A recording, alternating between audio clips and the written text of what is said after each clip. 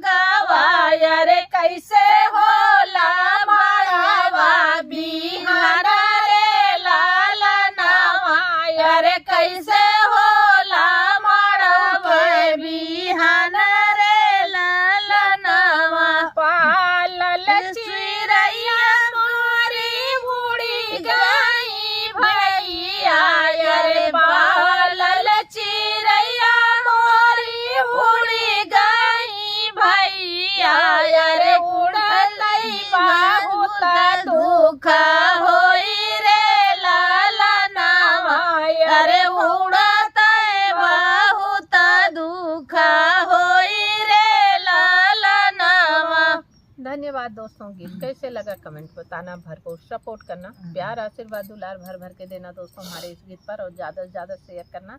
एकदम नया लेटेस्ट दर्द भरा विवाह गीत है, आप लोग सुनना, ज़्यादा से ज़्यादा प्यार दुलार आशीर्वाद देना।